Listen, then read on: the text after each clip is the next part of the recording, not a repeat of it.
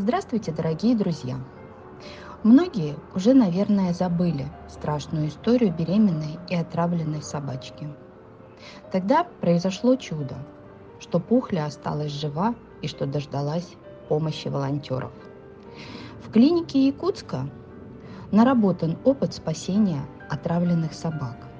Там постоянно травят бездомных на улице. Во время обследования врачи обнаружили, что Пухля беременна. Мы очень надеялись сохранить и спасти щенков.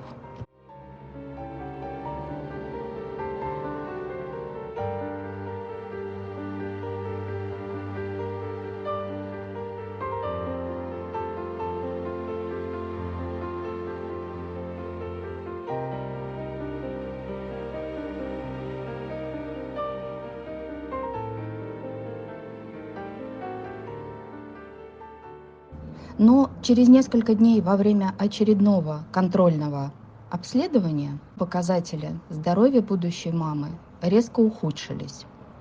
И врачи приняли решение стерилизовать нашу Пухлю, чтобы сохранить ей жизнь.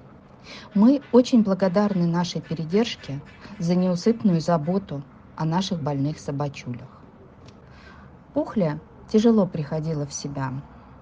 Несколько дней подряд мы возили ее на капельнице, и она была между жизнью и смертью. Спустя какое-то время стало понятно, что все хорошо, наша Пухля выжила, она начала вставать, выходить уже самостоятельно во двор. И мы облегченно вздохнули. Но вот у нас новая беда.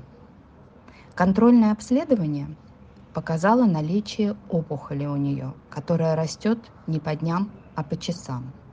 И после гистологии нам был поставлен страшный диагноз – венсаркома. Ух ты, какая пухта. Ямку вырыла и типа спряталась в ямке. Тебя все равно видно, рыба. Тебя видно, да.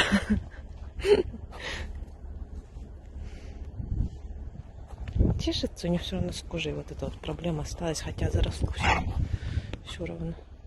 Пухляш красивый. Такалат. Мальчиков увели домой, они нас достали, сказали, да? Мама боится, что они убегут, поэтому сказала, когда домой заходит, их совесть забирает, да? Да? В большинстве случаев лечение проходит успешно.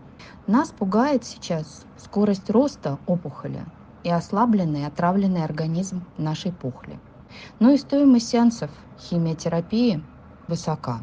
Массовая отправка хвостиков опустошила наш бюджет. О прилете мы расскажем завтра.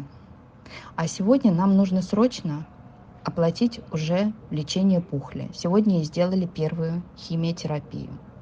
Надо спасать ее в очередной раз.